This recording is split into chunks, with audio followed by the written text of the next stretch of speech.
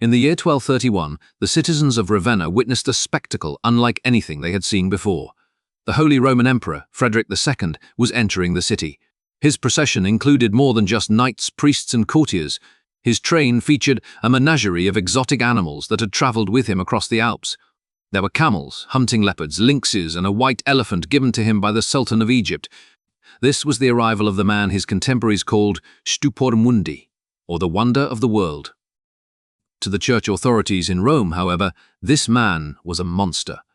Pope Gregory IX frequently referred to Frederick as the Antichrist, claiming he was the beast rising from the sea described in the Book of Revelation.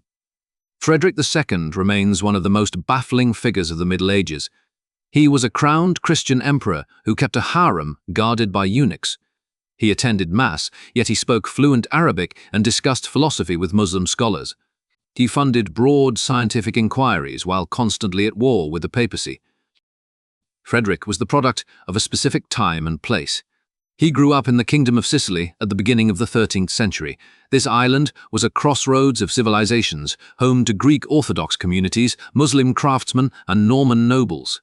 Frederick absorbed these influences, creating a court that looked more like a Middle Eastern sultanate than a traditional European monarchy.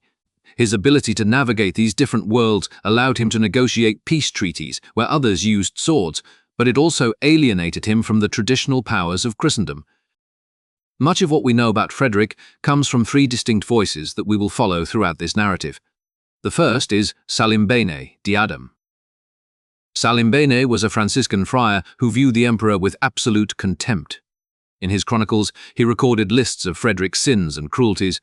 He provides us with the most scandalous anecdotes, painting a portrait of a godless tyrant who toyed with human lives to satisfy his curiosity. The second voice belongs to Matthew Paris. He was a Benedictine monk living in St. Albans, England. Matthew Paris never met the emperor, yet he illustrated Frederick's life in his work, the Chronica Majora. He represents the distant European observer, watching Frederick's conflicts with the Pope with a mixture of shock and grudging respect. Finally, we have the voice of the emperor himself. Unlike most medieval rulers who relied on scribes, Frederick wrote his own book, titled The Art of Hunting with Birds. This text reveals a man obsessed with empirical observation. While his contemporaries looked to ancient scripture for answers, Frederick looked at the physical world. He wanted to know how nature functioned, regardless of whether that knowledge contradicted established tradition. We will now examine the life of this scientist on the throne, looking at the experiments that terrified the friars, the crusade that baffled the knights, and the final collapse of his dynasty.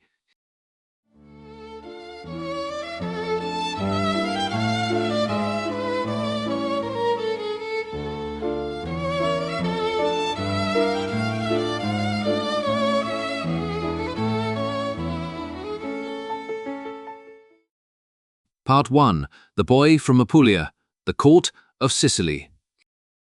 On December 26, 1194, the town of Jesi in central Italy witnessed a birth that was deliberately turned into a public spectacle. The Empress Constance was 40 years old, an age that many in the 12th century considered past the point of childbearing. To silence any rumors that she was faking a pregnancy or planning to smuggle in a changeling, Constance ordered a pavilion tent to be erected in the market square. She invited the married women of the town to witness the labor. There, in the center of the town, she gave birth to a son, Frederick Roger. She even publicly breastfed the infant to ensure the witnesses could testify that the child was hers. This dramatic entry into the world set the tone for Frederick's life. He was born to two powerful lineages.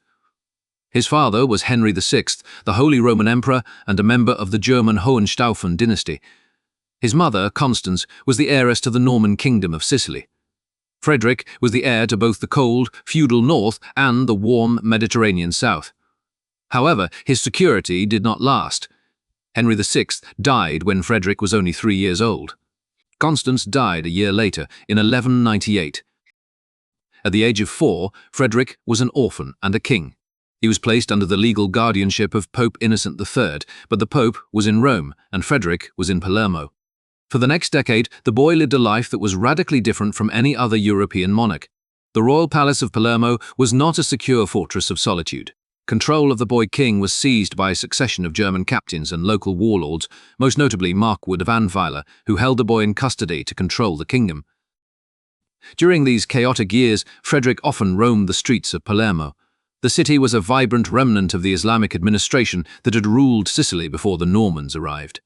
It was a city of mosques, synagogues, and churches sitting side by side. In the markets of the Culti district, the young king mixed with the people. He did not have a traditional royal tutor hovering over him.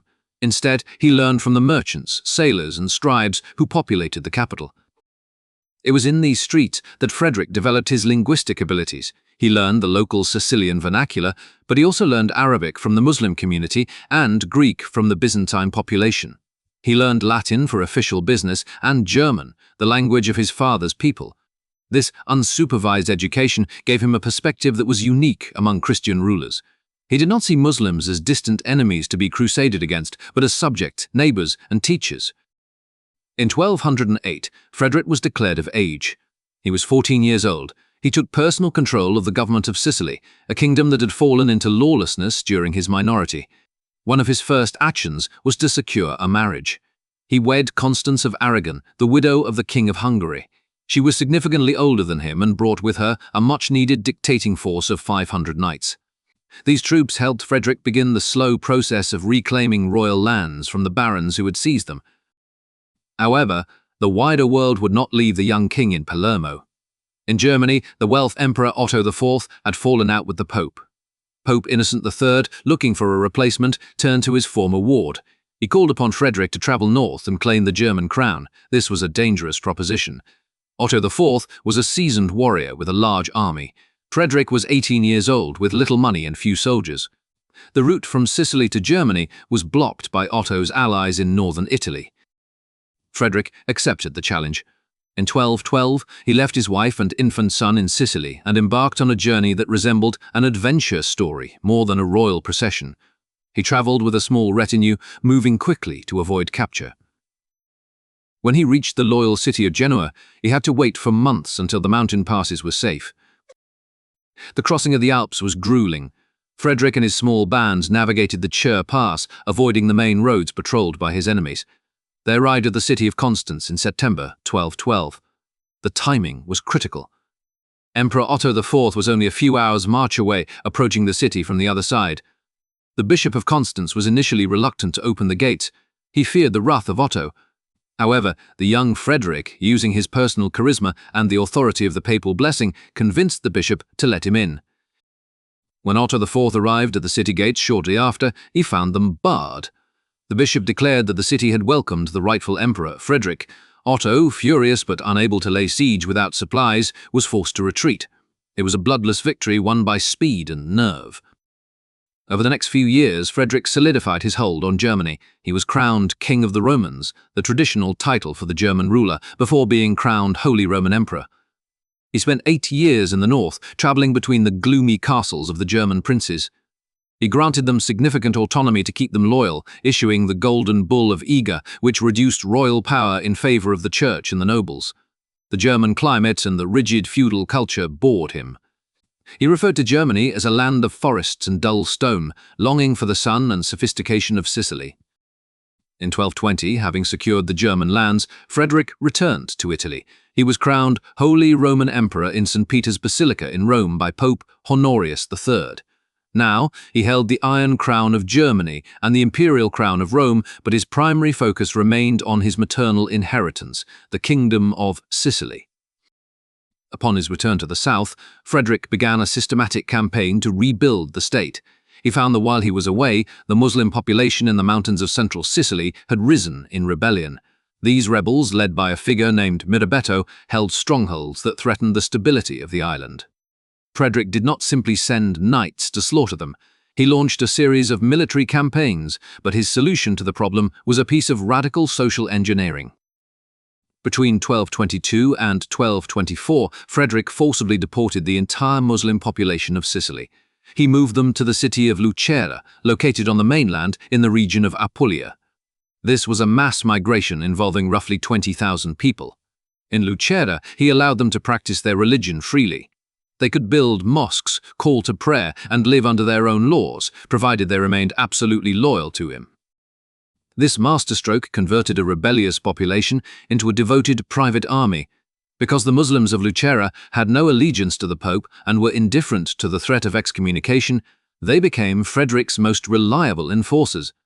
When the Pope later excommunicated Frederick, his Christian knights might hesitate to follow orders, but the Saracens of Lucera never flinched. They formed his personal bodyguard and the core of his military power. This action scandalized Europe. The idea of a Christian emperor surrounding himself with Muslim warriors in the heart of Italy was seen as an affront to the faith. With his power secure, the court of Frederick II blossomed into a spectacle that earned him the title Stupor Mundi. He established the University of Naples in 1224, the first state university in Europe dedicated to training bureaucrats and lawyers rather than priests. He wanted administrators who owed their loyalty to the state, not the church. His court was a mobile city that traveled with him as he moved between his castles in Foggia, Capua, and Palermo. The visuals of this court were startling to contemporary observers. The emperor traveled with a royal zoo, a collection that served both as a symbol of his reach and a subject of his scientific curiosity. Chronicles describe elephants, dromedaries, camels, panthers, lions, and white bears. He employed specialized keepers to care for these animals, often recruiting experts from Africa and the East. Among the humans in his retinue, the diversity was equally striking. Frederick surrounded himself with scholars from every corner of the known world. One of the most prominent figures was Michael Scott. Scott was a Scottish mathematician and astrologer who had studied in Toledo and spoke Arabic. He translated the works of Aristotle and the commentaries of Averroes from Arabic into Latin, bringing lost knowledge back to Europe. At Frederick's court, Scott served as the court astrologer and scientific advisor. He and Frederick would spend long nights discussing the nature of the soul, the geography of the heavens, and the biology of animals. Another frequent visitor was Leonardo Fibonacci, the mathematician from Pisa who introduced the Hindu-Arabic numeral system to Europe. Frederick invited Fibonacci to court to solve mathematical problems and discuss geometry. The emperor delighted in intellectual puzzles. He sent lists of questions to Muslim scholars in Egypt and Syria, asking about optics, the creation of the world, and the immortality of the soul. The atmosphere of the court was one of intense inquiry. Frederick stripped away the heavy ceremony that usually surrounded a medieval monarch. He often wore the dress of the East, preferring comfortable silk robes to heavy woolen tunics. He bathed daily, a habit his Christian detractors found suspicious and effeminate. His bathing rituals were communal and often involved discussions of state affairs or philosophy. There was also the matter of his personal life, which fueled the rumors of his godlessness. Frederick maintained a harem in the style of a sultan. These women, often referred to as the girls of the chamber, were housed in seclusion and guarded by black eunuchs. While common in the courts of the East in 13th century Italy, this was shocking behavior for the secular arm of the church. Frederick did not hide it. He treated the harem as a natural privilege of his station. The administration of his kingdom was equally advanced. Frederick promulgated the constitutions of Melfi in 1231. This legal code was centuries ahead of its time. It centralized power in the hands of the monarch and established the principle that no man was above the law. It forbade the carrying of weapons by private citizens and outlawed the blood feuds that were common among the nobility. It established a system of royal prosecutors and fixed procedures for trials. In an age where justice was often decided by trial by combat or the whims of a local baron, Frederick created a bureaucratic state where justice was administered by professional judges. He also reformed the economy. He minted a new gold coin, the Augustale. It was the first gold currency minted in Western Europe in centuries, modeled after the coins of the Roman Caesars and the Byzantine emperors. The coin featured a portrait of Frederick wearing a laurel wreath, looking like a Roman emperor of old. It was a statement of intent. He was not just a German king, he was the successor to Augustus and Constantine. This fusion of cultures, German military might, Sicilian diversity, Roman law, and Arab science, created a kingdom that was the envy and the terror of Europe. The German princes who visited the south were baffled by the emperor who spoke Arabic with his guards and discussed algebra with his breakfast. The popes, watching from Rome, grew increasingly alarmed. They saw a ruler who did not respect the separation between the spiritual and the secular. Frederick appointed bishops, taxed the clergy, and ignored papal warnings. The boy from Apulia, had grown into a man who recognized no authority on earth greater than his own. He had secured his base in the Mediterranean, built a loyal army of Muslim soldiers, and surrounded himself with the brightest minds of the age. But his ambition and his refusal to bow to the church were setting the stage for a conflict that would consume the rest of his life. The court of Sicily was a paradise of learning and luxury, but it was built on a fault line.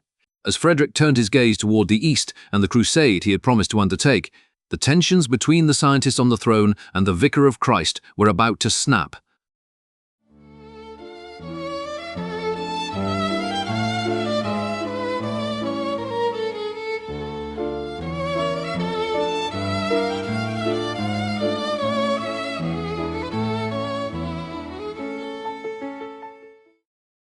Part 2. The Experiments and the Friar's Accounts. To explore the darker side of Frederick II's reputation, we turn to the writings of Brother Salimbene di Adam.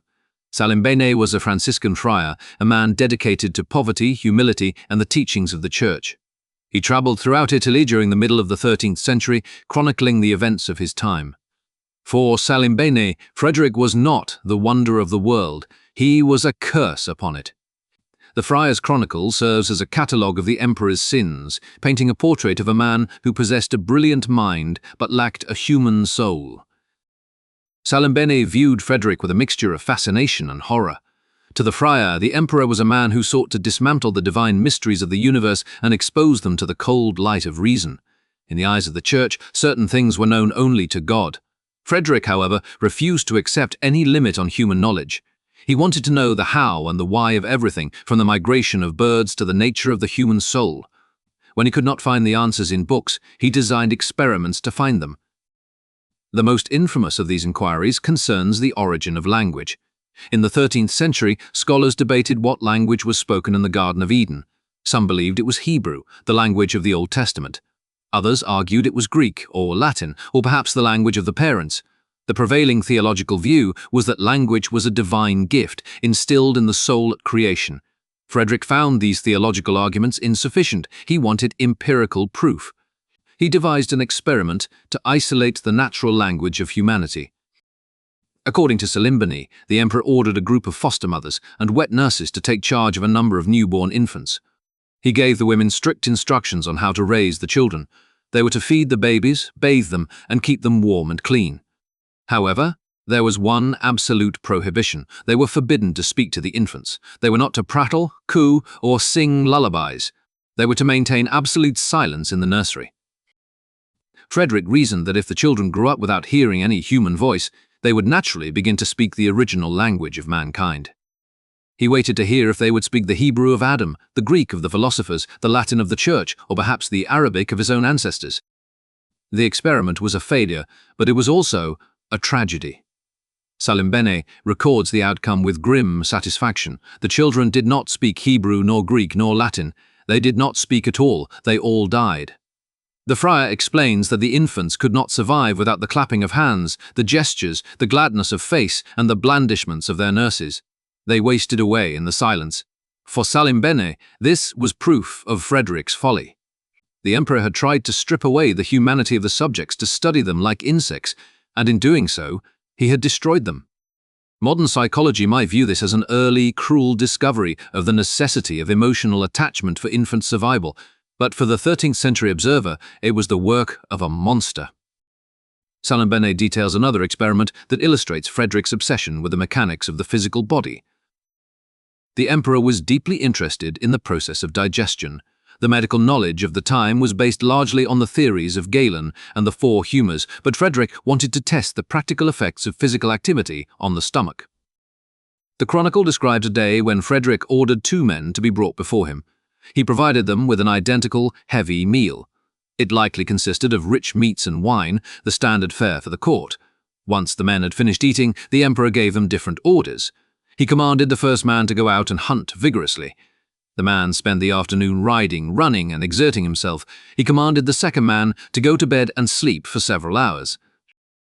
When the allotted time had passed, Frederick had both men brought back to his presence. In the narrative provided by the friar, the emperor then killed both men. He ordered his physicians to cut them open and examine their stomachs to see whose meal had been digested more thoroughly. The autopsy revealed that the man who had slept had digested his food better than the man who had exercised. While some modern historians suggest that Frederick might have simply waited for them to defecate or vomit rather than killing them, Salimbene is adamant about the bloodshed. For the friar, the specific medical finding was irrelevant. The horror lay in the fact that the emperor viewed human beings as disposable vessels for biological data. He treated his subjects no differently than the falcons he studied with such care. The friar's accounts often circle back to this theme of the emperor testing the limits of life and death. There is a persistent story, echoed in various chronicles of the time, concerning Frederick and a diver named Nicholas, often called Nicholas the Fish. This man was famous in Sicily for his ability to hold his breath and swim to great depths. He was a local legend, said to be more fish than man. Frederick, always curious about the geography of his kingdom, wanted to know what lay at the bottom of the Charybdis. The Charybdis is a violent whirlpool in the Strait of Messina, feared by sailors since the time of the Odyssey. It was a place of death, where ships were dragged down and crushed. Frederick wanted to know the depth of the water and the structure of the seabed beneath the churning currents. He summoned Nicholas the Fish. The emperor took a golden cup and threw it into the center of the whirlpool. He told Nicholas that if he could retrieve the cup, he could keep it. The diver leaped into the terrifying waters. He was gone for a long time, but eventually he surfaced, gasping for air, with the golden cup in his hand. He told the emperor of the horrors he had seen below, the rushing water, the jagged rocks, and the monsters of the deep. Frederick was fascinated, but he wanted more detail. He wanted to know if there were caverns or subterranean rivers feeding the vortex. He threw the cup back into the water, this time into a deeper, more dangerous part of the whirlpool. He ordered Nicholas to retrieve it again. The diver hesitated. He begged the emperor not to send him back, claiming the water was too wild and the danger too great. Frederick was unmoved. He insisted on the experiment. Nicholas the Fish dove back into the Charybdis. This time, he did not return. Salimbene uses these stories to construct a psychological profile of the emperor. He portrays Frederick as a man who did not fear God because he did not believe in the soul. The friar accused Frederick of being an Epicurean, a term that in the Middle Ages was synonymous with an atheist. He claimed that Frederick believed that the soul died with the body. To prove this accusation, Salimbene recounts a story where Frederick sealed a living man inside a wooden cask. He ensured the cask was airtight and watched it until the man inside suffocated. The emperor wanted to see if the soul could be observed leaving the body. He reasoned that if the soul were a physical substance, it would be trapped in the cask or would leave a visible sign upon its escape. When they opened the cask and found only the dead body, Frederick allegedly concluded that since nothing had escaped, nothing had been there to begin with. These stories were circulated widely by the mendicant orders, the Franciscans and the Dominicans, who served as the primary news broadcasters of the era. They traveled from town to town preaching in the market squares, and they took the stories of Salimbene and others with them. In their sermons, Frederick became a figure of dark magic. He was the man who consorted with Saracen wizards, who kept a harem of women, and who dissected men to satisfy his idle curiosity.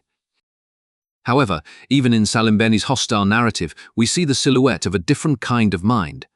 The friar meant to condemn Frederick, but he inadvertently preserved the record of a rigorous scientific intellect. In an age where the answer to "how does digestion work" was usually because God wills it, or as Galen wrote 1,000 years ago, Frederick asked, "Let us look at the stomach." This conflict between faith and observation was central to the hatred Salimbene felt. The friar lived in a world of miracles, saints, and divine intervention. Frederick lived in a world of cause and effect. The emperor often mocked the superstitions of the time. When he was told that a field had been barren because of a curse or bad spirits, he suggested that perhaps they should use better fertilizer or rotate the crops. When he saw hunchbacks or cripples, he did not see judgment for sin. He saw medical conditions that he attempted to categorize and understand. Salimbene also records Frederick's disdain for the sanctity of religious rituals when they defied logic. During a military campaign, the emperor saw a priest carrying the Eucharist, the consecrated bread, to a sick man. The priest was riding a horse. Frederick was offended, not because he revered the host, but because he found the physics illogical. He allegedly mocks the priest, asking how the rider could trust the horse not to stumble and throw the body of Christ into the mud. He focused on the practical reality of the horse's footing rather than the spiritual reality of the sacrament. The friars' hatred was also fueled by Frederick's biting wit. The emperor was known for his sardonic smile. He enjoyed debating theology with the friars, often trapping them in logical paradoxes. Salimbene recounts that Frederick would ask where the soul of a man went after death, and when the friars gave their standard answers about heaven and hell, Frederick would ask for the coordinates. He would ask to see the map. He treated theology as a branch of geography that had been poorly surveyed. There is one final element to Salimbene's critique that bears mentioning. It was not just the experiments that angered the friar, it was the company Frederick kept while conducting them. Salimbene notes with disgust that Frederick preferred the company of Michael Scott, the astrologer, and various Jewish and Muslim scholars to the company of holy Christian men. In the eyes of the friar, these foreign scholars were enablers of Frederick's madness. They brought with them the forbidden knowledge of the East. Salimbene writes of Michael Scott as a wizard who could induce illusions, making it appear as though the emperor's palace was filled with demons. In reality, Scott was likely demonstrating principles of optics or chemistry, but to the uninitiated observer, sufficiently advanced science was indistinguishable from magic. The picture that emerges from Salimbene d'Adam's chronicle is of a man who had severed the ties that bound medieval society together. A king was supposed to be a father to his people. Frederick used them as laboratory rats. A king was supposed to be the defender of the faith. Frederick treated the faith as a hypothesis to be tested. While we must treat Salimbene's stories with caution, he was, after all, a political enemy writing years after the events. They reveal the atmosphere of fear that surrounded the emperor. The wonder of the world was also the hammer of the world. The same mind that could reorganize the laws of Sicily and negotiate peace in Jerusalem was capable of a detachment that chilled the blood of his contemporaries. To the friar, Frederick was a warning. He was proof that knowledge without piety leads to monstrosity. He was the embodiment of the intellect, run wild, unmoored from the safe harbor of the church. These stories of silent babies and dissected hunters were whispered in the refectories of monasteries across Europe, building the legend of the Antichrist. They prepared the world for the conflict to come. For if the emperor was capable of such things in his private chambers, what would he be capable of when he turned his full attention to the war against the Pope?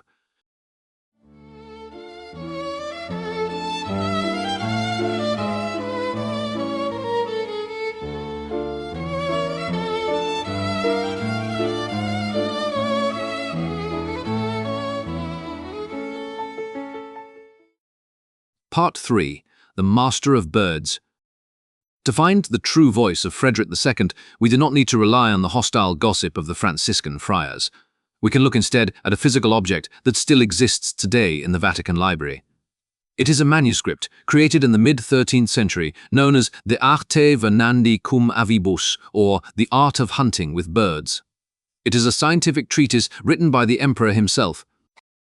Frederick worked on this book for 30 years. He wrote it in the camps of his armies while besieging cities in Lombardy. He wrote it in his palaces in Foggia during the scorching heat of the Apulian summer. He wrote it while traveling the long roads between Germany and Italy. The manuscript is a testament to a mind that was never at rest. While other kings collected relics or commissioned tapestries of their battles, Frederick was compiling data on the migration patterns of cranes and the aerodynamic properties of eagle feathers. The book is ostensibly a manual on falconry, a sport that was the obsession of the medieval aristocracy. However, calling it a hunting manual is a severe understatement. It is one of the first works of ornithology and comparative anatomy in European history. In the preface, Frederick states his purpose with a line that defines his entire life. He writes that his intention is to manifest the things that are as they are. This phrase, to show things as they are, was a radical declaration in the 13th century. The intellectual climate of the time was dominated by scholasticism, a method of learning that prioritized the study of ancient authorities over direct observation. If a scholar wanted to know how many teeth a horse had, he did not open a horse's mouth and count them. He opened a book by Aristotle or St. Augustine and read what they had to say on the matter. Aristotle was known simply as the philosopher. His works on physics, biology, and logic were considered the foundational truths of the natural world. To contradict Aristotle was almost as controversial as contradicting the Bible. Frederick, however, had a different view.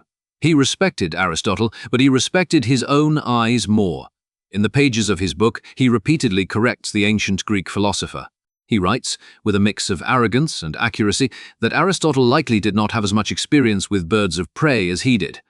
He notes that Aristotle relied on hearsay, while he, the emperor, relied on practice. One of the most famous examples of Frederick challenging the established wisdom concerns the barnacle goose. In the Middle Ages, there was a widespread belief in Northern Europe regarding the reproduction of these geese. Since no one had ever seen a barnacle goose nesting, a myth developed that they did not hatch from eggs like other birds. Instead, people believed they grew on trees, hanging from the branches by their beaks until they fell into the water, or that they emerged from barnacles clinging to rotting driftwood. This was not just a peasant superstition, it was a belief accepted by learned men. It even had theological implications, as some clerics argued that since these geese were not born of flesh, they could be eaten during Lent when meat was forbidden. Frederick refused to accept this. He wanted proof. He sent envoys to the northern regions of Europe, where these geese were found, to investigate the driftwood and the trees. He ordered them to bring back samples of the wood and the barnacles. He examined the shells himself. He noted that while the chew worms inside the shells might look vaguely like the neck of a bird, they lacked the internal structure of an avian fetus. They had no feathers, no beak, and no feet. He concluded that the story was a fable. He wrote that the barnacle goose must breed in the remote north, in lands too cold for men to visit regularly, and that is why their nests had never been seen. He dismissed the old theory entirely, stating that it arose from ignorance of the true places where these birds bred. It was a deduction made through logic and investigation centuries before the breeding grounds of the barnacle goose were actually mapped in the Arctic. The emperor applied this same rigor to the senses of the birds. There was a debate among falconers and scholars about how vultures found their carrion. Did they see the dead animal from miles away, or did they smell it? The prevailing view was that vultures had a supernatural sense of smell. Frederick devised an experiment to test this. He gathered a group of vultures and covered their eyes with hoods, sealing them completely so they could not see. He then placed pieces of strong-smelling meat directly in front of them. He watched to see if the birds would react to the scent. The vultures remained still. They were oblivious to the food that was inches from their beaks. He then removed the hoods but placed the meat behind glass or in a sealed, clear container where it could be seen but not smelled. The vultures immediately tried to attack the food. Frederick recorded his conclusion: vultures hunt by sight, not by smell. He noted that their eyesight was sharp enough to spot a carcass from high altitudes, a fact he confirmed by observing the spiral patterns of their descent. The text of De Arte Venandi cum Avibus is filled with these kinds of observations. Frederick discusses the mechanical structure of the bird's wing. He analyzes how the feathers are layered to allow air to pass through on the upstroke but catch the air on the downstroke, providing lift. He details the hollow bones of the avian skeleton, understanding that weight reduction was essential for flight. He even categorizes the different ways birds drink water, noting that pigeons suck water up in a continuous draft, while chickens take a sip and tilt their heads back to swallow. This attention to detail extended to the tools of the hunt. Frederick is credited with introducing the use of the leather hood to European falconry. Before this, European falconers would sew the eyelids of the hawk shut to keep it calm during training, a cruel practice known as sealing. Frederick had learned from his Arab falconers that a leather hood could achieve the same result without harming the bird. He championed this method, describing the proper way to stitch the leather so it would not chafe the bird's eyes. It was a humane innovation born from a cross-cultural exchange. The writing process of the book also reveals Frederick's reliance on his multicultural court. We know that he had the works of Aristotle on animals translated from Arabic into Latin by Michael Scott. Frederick read these translations and used them as a baseline, but he also engaged in a global correspondence to gather data. He sent letters to the sultans of Egypt and Syria, asking them for information about the birds of the desert. He asked about the migration of ostriches and the nesting habits of the ibis. When he received an ostrich as a gift, he did not just put it in his zoo, he studied it. He was fascinated by the fact that ostriches laid their eggs in the sand and left them to be warmed by the sun. He observed the hatching process, timing how long it took for the chicks to emerge. He was treating the entire known world as his laboratory. The illustrations in the manuscript, particularly in the copy known as the Manfred manuscript, are masterpieces of medieval art. They depict the birds with photographic realism. The falcons are shown in various stages of flight, preening and feeding. The images are biological diagrams. In the margins of the text, there are drawings of the emperor himself. He is depicted on a horse, wearing simple hunting leathers, pointing at a bird in the sky. He is teaching his son, Manfred, the art of observation. This book serves as a counterweight to the dark legends recorded by Salimbene. The friar saw a man who experimented on babies. The book shows a man who experimented on vultures. The methodology was the same, a cold, detached curiosity, but the result in the book is a triumph of science rather than a tragedy of cruelty. Frederick's obsession with falconry was a reflection of his political philosophy. He writes that the falconer must dominate the bird through understanding its nature. The falcon is a wild, noble creature. You cannot beat it into submission like a dog or a horse. You must control its food, its light, and its environment until it chooses to serve you. This was how Frederick viewed the art of ruling. He believed that a king must understand the mechanics of his kingdom, the laws, the economy, the diverse populations, just as a falconer understands the biology of the hawk. He believed that if he applied the right pressures and offered the right rewards, he could make the chaotic elements of the world fly to his fist. The book also highlights his isolation. In the preface, he mentions that he undertook this work because no one else had done it correctly. He felt alone in his pursuit of the truth. The scholars were too busy reading old books, the nobles were too busy drinking and fighting. He was the only one looking at the sky with a critical eye. It is important to note that Frederick did not finish the book in a quiet retirement. The final chapters were written during the most desperate years of his reign, when the Pope had declared a crusade against him and his allies were betraying him. Even as his empire was crumbling, he was dictating passages about the proper way to hold a falcon's jesses. The study of nature was his escape from the failures of human politics. In the predictable, rational behavior of birds, he found a logic that was missing from the behavior of popes and princes. De arte venandi cum avibus remained a standard text for centuries. It was one of the first sparks of the scientific renaissance that would eventually sweep Europe.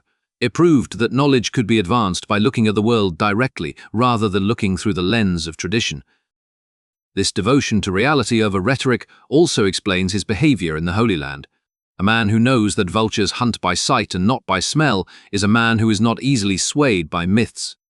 A man who knows that barnacle geese are just birds, not fruit, is a man who sees things as they are. When Frederick finally sailed to Jerusalem, he did not see a land of monsters and infidels described by the Church. He saw a geopolitical puzzle. He saw a civilization in the East that was just as complex and rational as his own. The scientific mind that dissected the eye of the vulture was the same mind that would sit down with the Sultan of Egypt. He approached the Sixth Crusade as a problem to be solved. Just as he used the leather hood to calm the hawk, he would use diplomacy and language to calm the tensions of the Holy Land.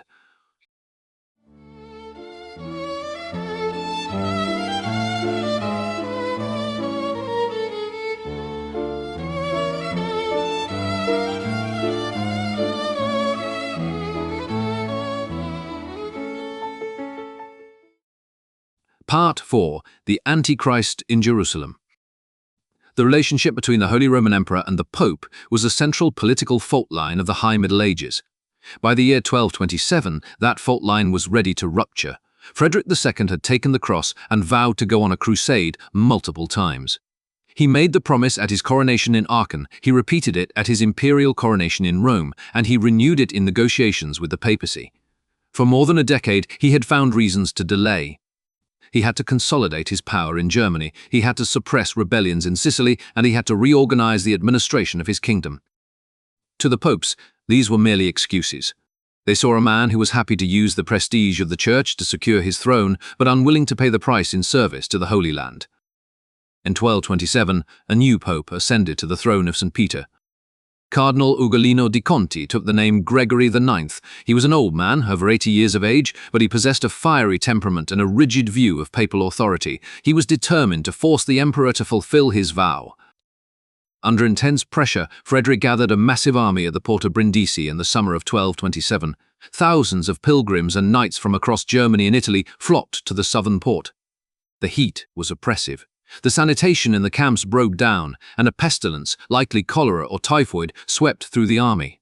Soldiers died by the hundreds. Frederick himself fell gravely ill. He boarded his ship and sailed a short distance to Otranto to recover, but it was clear the expedition could not proceed. He cancelled the departure and disbanded the army. Pope Gregory IX did not believe him. The Pope viewed the illness as yet another diplomatic fabrication from a ruler known for his deception. On September 29, 1227, Gregory stood in the Cathedral of Anagni and formally excommunicated Frederick II. He accused the emperor of perjury and of mocking the Church. The most powerful monarch in Christendom was now cast out of the spiritual community. Usually, an excommunication was a political death sentence, intended to strip a king of his authority and force him to beg for forgiveness. Frederick, however, did not beg. He wrote public letters attacking the Pope, accusing the Church of greed and corruption. He claimed that the Roman Curia was a leech, sucking the blood of Europe. Then he did something that baffled everyone. He announced that he would go on the crusade anyway. In June 1228, Frederick set sail from Brindisi with a reduced force. This created a theological paradox that scandalized the clergy. A crusade was, by definition, a holy war sanctioned by the Pope for the remission of sins. Frederick was an excommunicate, a man technically cut off from God, yet he was leading an army to liberate the sepulchre of Christ. Pope Gregory was furious. He declared that Frederick was a pirate. He sent letters to the Patriarch of Jerusalem and the military orders in the Holy Land forbidding them to obey the emperor. When Frederick arrived at the port of Acre in September 1228, the reception was cold. The Kingdom of Jerusalem, or what was left of it, was a fractured state clinging to the coastline. The local barons were suspicious of Frederick's claim to the throne, which he held through his marriage to his wife Isabella, who had died giving birth to their son Conrad. Technically, Frederick was only the regent for the infant Conrad, a legal technicality the barons used to resist his authority. The situation with the military orders was even more difficult. The Knights Templar and the Knights Hospitaller were answerable only to the Pope. Since the Pope had excommunicated Frederick, they refused to serve under his direct command. To solve this, Frederick had to resort to a bizarre charade. When he issued military orders, he did not issue them in his own name. He issued them in the name of God and Christendom, and the orders were technically relayed by his lieutenants, so the knights could claim they were not obeying the excommunicated emperor.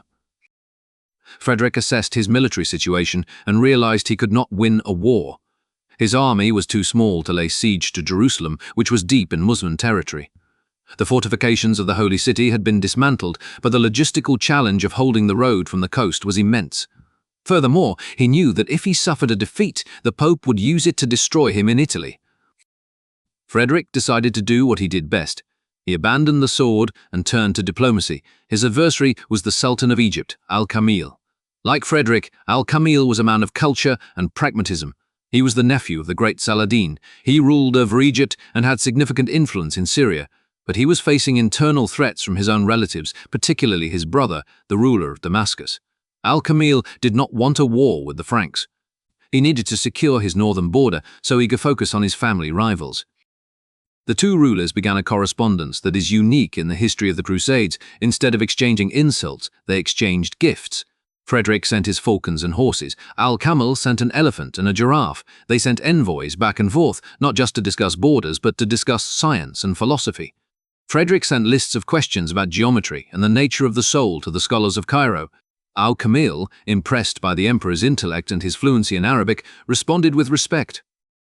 The negotiations were conducted in secret. Frederick's envoy, a Sicilian noble named Thomas of Acera, and Al-Kamil's envoy, the Emir Fakhr al-Din, worked out the details. The hardline Christians in Acre were horrified. They heard rumors that the emperor was feasting with Saracens and watching dancing girls while the holy city remained in infidel hands. They did not understand that Frederick was fighting a war of maneuver. He was using the threat of his army, combined with Al-Kamil's political needs, to achieve a result that decades of bloodshed had failed to secure.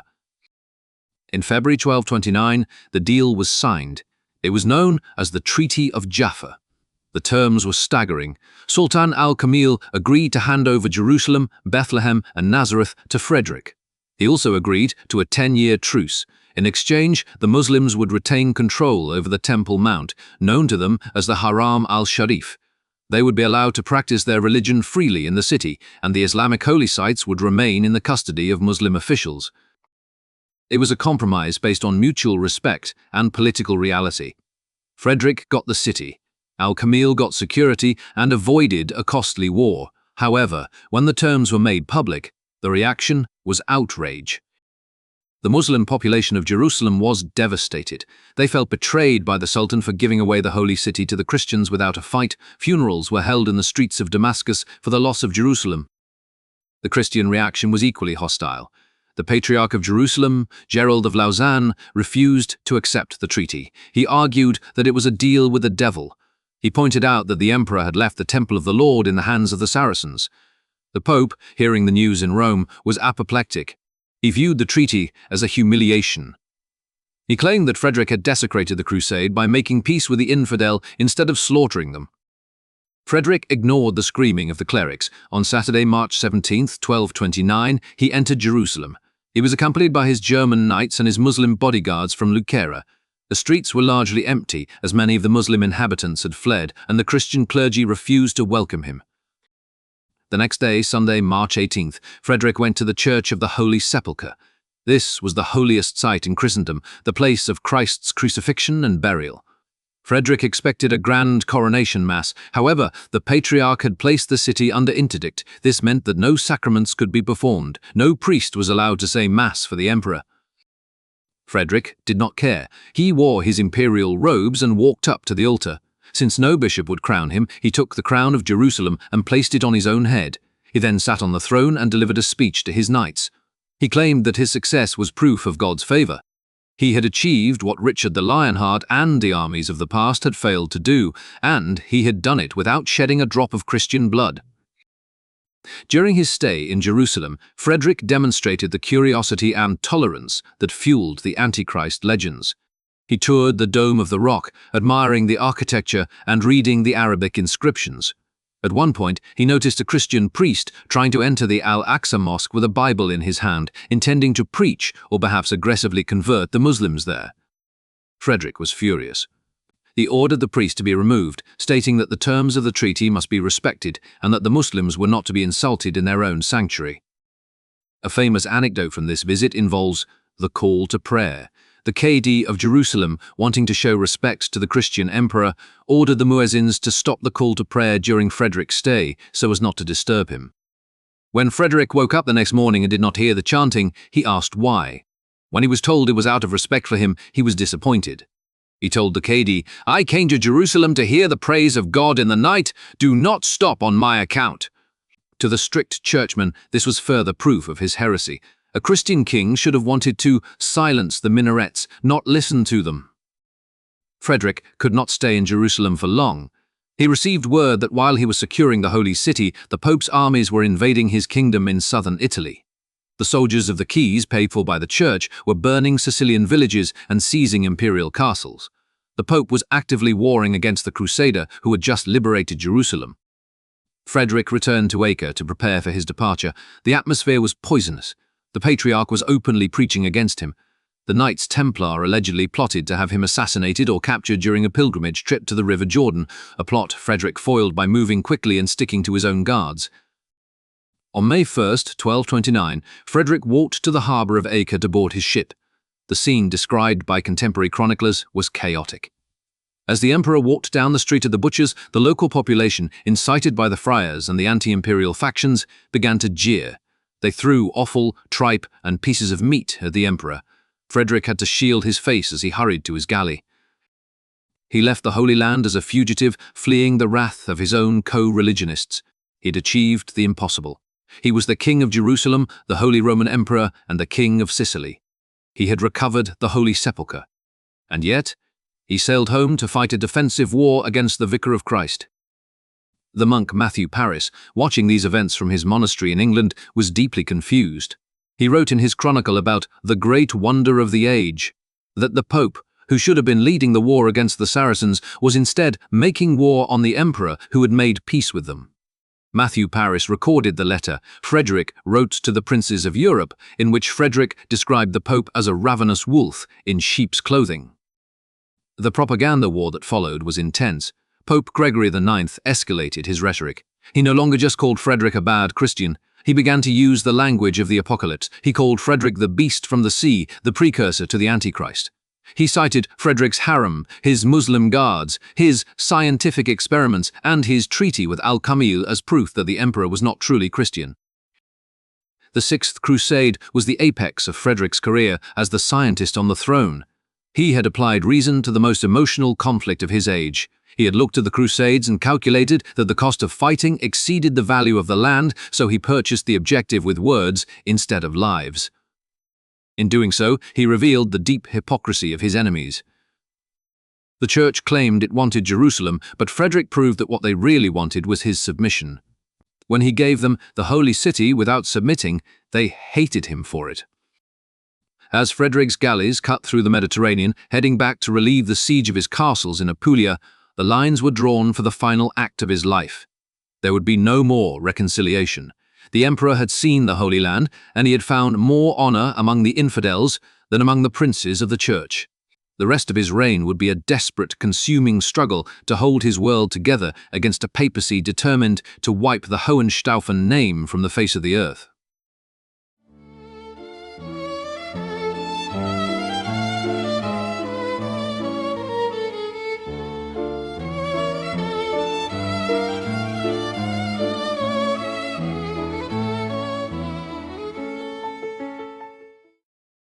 Part 5. The Fall of the House. When Frederick II returned to Italy in the summer of 1229, he did not return to a victory parade. He returned to a kingdom on fire. While he had been negotiating the return of Jerusalem, the soldiers of Pope Gregory IX had invaded his lands in southern Italy. The papal troops, known as the Keys, had burned villages, seized crops, and occupied imperial castles. It was a stark illustration of the political reality of the 13th century. The head of the church was financing a war against the emperor, who had just recovered the Holy Sepulchre. Frederick moved with the speed that had characterized his march across the Alps years earlier. He landed at Brindisi and immediately rallied his forces. The reputation of the emperor, combined with the return of his veteran knights, caused the papal army to collapse. Frederick drove the invaders back to the borders of the papal states. He had the military power to march on Rome and capture the pope, but he stopped at the border. He wanted to prove that he was the aggressor only in defense of his rights. In 1230, the Pope and the Emperor signed the Treaty of San Germano. It was a truce, but it was an uneasy one. For the next decade, the conflict between the eagle and the cross consumed Italy. Frederick was forced to become a perpetual campaigner. He moved his court from castle to castle, suppressing rebellions in Lombardy and fighting the influence of the church. The administration of the state continued, but the atmosphere grew darker. The open, sunny court of Palermo was replaced by the fortified camps of northern Italy. The propaganda war reached new heights in 1239. Pope Gregory IX excommunicated Frederick for a second time. This time, the gloves were off. The Pope wrote a letter to the princes of Europe in which he described Frederick as the beast of the apocalypse, a heretic who denied the virgin birth and called Moses, Jesus, and Muhammad the three impostors who had deceived the world. Frederick responded with his own letters, calling the Pope the great dragon and the Antichrist who sat in the temple of God. In 1241, the Pope summoned the General Council of the Church to meet in Rome. The stated purpose was to depose the emperor. Frederick declared that he would not allow his enemies to assemble. He ordered his fleet, commanded by his son Enzio and the Pisans, to patrol the Tyrrhenian Sea.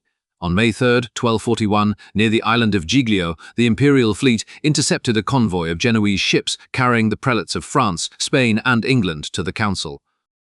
The Battle of Giglio was a total victory for Frederick. His ships rammed and sank the Genoese vessels. He captured 22 galleys and took thousands of prisoners. Among the captives were 2 cardinals, 3 archbishops, and numerous bishops and abbots. Frederick locked the princes of the church in his dungeons in Apulia. It was a shocking display of power. The emperor had literally kidnapped the hierarchy of the church to prevent them from voting against him. Pope Gregory IX died later that year, allegedly from the grief and stress of the defeat. For a brief moment, it seemed Frederick had won. However, the election of the new Pope, Innocent IV, in 1243 marked the beginning of the end.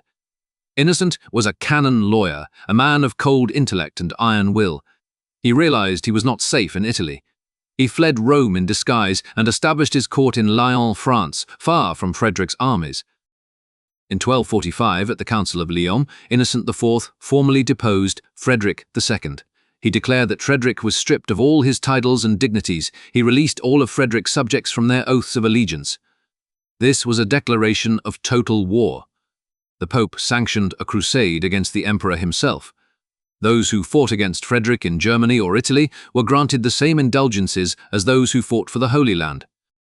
The effect on Frederick's kingdom was corrosive. The deposition emboldened his enemies. Plots began to surface within his own inner circle. The most painful betrayal came in 1249. Pierre de Levigne, Frederick's chancellor and his closest friend, the man who had held the keys to his heart, was accused of plotting to poison the emperor. The details remain murky. Some sources say Pierre was innocent, a victim of court jealousy.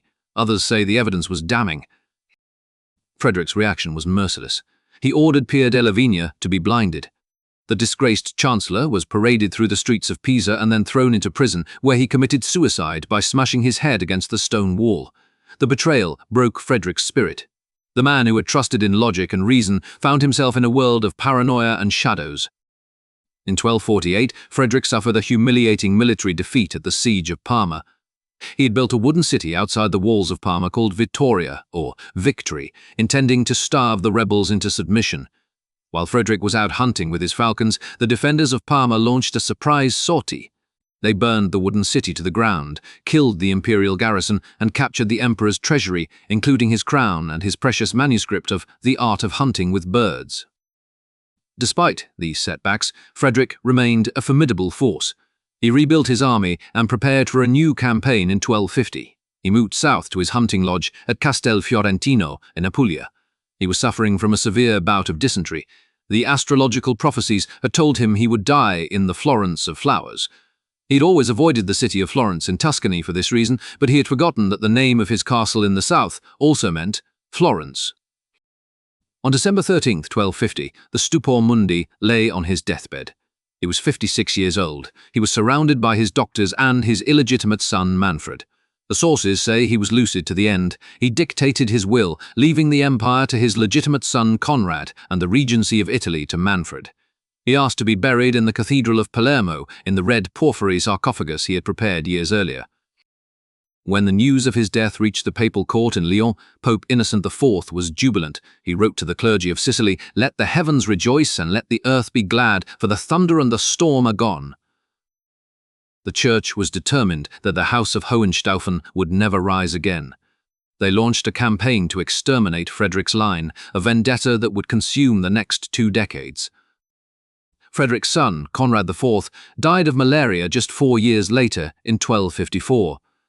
This left the defense of the dynasty to Manfred. Manfred was the son of Frederick and an Italian noblewoman, Bianca Lancia.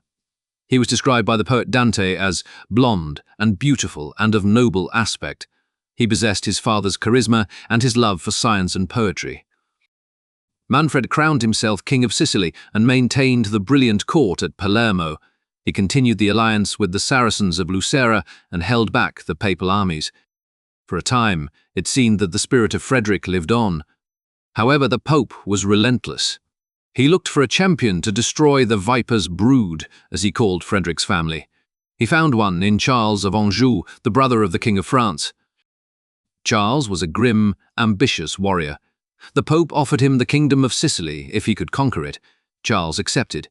He marched into Italy with a massive French army funded by the Church. On February 26, 1266, the armies of Manfred and Charles met at the Battle of Benevento. Manfred fought bravely. He watched as his German mercenaries were overwhelmed by the French heavy cavalry. Seeing the battle was lost and refusing to be captured and paraded in chains, Manfred rode into the thick of the fighting. He was killed in the melee. The French soldiers, respecting his courage, piled stones upon his body on the battlefield to create a cairn. However, the Pope ordered the Bishop of Cosenza to dig up the body. Manfred died excommunicated, just like his father. His remains were removed from consecrated ground and cast onto the banks of the Verde River, exposed to the rain and the wind. The last act of the tragedy involved Frederick's grandson, Conradin. Conradin was the son of Conrad IV. He was only 15 years old, living in safety in Bavaria. The Ghibellines, the pro-imperial faction in Italy, sent pleas to the boy. They told him that Italy waited for him, that the people hated the harsh rule of Charles of Anjou, and that if he came south, he could reclaim his grandfather's throne. Against the advice of his mother, the teenage boy gathered a small army and crossed the Alps in 1267. His progress was a romantic adventure. The people of Rome welcomed him as a liberator. He marched south to claim his inheritance. On August 23, 1268, Conradin faced Charles of Anjou at the Battle of Tagliacozzo. Initially, it seemed the boy would win. His forces broke the French line, but Charles of Anjou, on the advice of an old crusader, had held a reserve force hidden behind a hill. When Conradin's knights scattered to plunder the French camp, believing the victory was won, Charles unleashed his reserve. The imperial army was slaughtered. Conradin escaped the battlefield and fled to the coast, hoping to find a ship to take him to safety. He was recognized by a local lord, Giovanni Frangipani, a man whose family had been enriched by Frederick II. In a final act of betrayal, Frangipani arrested the boy and sold him to Charles of Anjou. Conradin was taken to Naples and imprisoned in the Castel dell'Ovo. Charles of Anjou was not interested in mercy. He wanted to ensure there were no more Hohenstaufens to threaten his rule. He put the 16-year-old boy on trial for treason. It was a show trial. Conradin was the rightful king. Charles was the usurper. But power dictates justice. Conradin was condemned to death. On October 29, 1268, the grandson of the wonder of the world was led out to the Piazza del Mercato in Naples. A scaffold had been erected. A large crowd gathered, many of them weeping for the beautiful youth who was about to die. The chroniclers say that before he knelt, Conradin took off his glove and threw it into the crowd. It was a symbolic gesture designating his heir and demanding vengeance. He then knelt and was beheaded. His companion, Frederick of Baden, was beheaded next to him. With the stroke of that axe, the House of Hohenstaufen was extinct. The dynasty that had produced Barbarossa and Frederick II was gone. The papacy had won its war. The scientific court of Palermo was dismantled. The Muslims of Lucera were eventually massacred or sold into slavery. The elephants and giraffes disappeared from the Italian landscape. The body of Frederick II lay in the Cathedral of Palermo in the red sarcophagus, untouched by the violence that destroyed his children. He remains there today. When his tomb was opened by scientists in the late 20th century, they found the emperor's body surprisingly well preserved. He was dressed in his imperial robes, with his sword by his side. The legacy of the scientist on the throne is a glimpse of what might have been. He was a ruler who tried to build a state based on law and reason in an age of feudal chaos. The friars called him the Antichrist, and the monks called him the Wonder. In the end, the silence of his extinct bloodline leaves us only with the voice of his book, speaking of the migration of birds and the truth of things as they are. The experiment was over. The Middle Ages closed back in, and the Renaissance would have to wait another 200 years to pick up the thread that Frederick had dropped.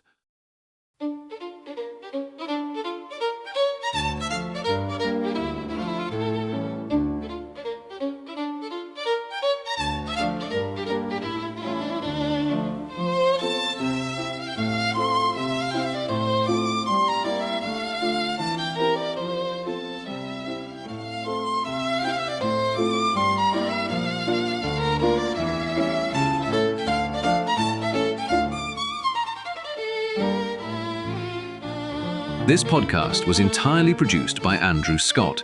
If you have any suggestions for topics or improvements, please get in contact.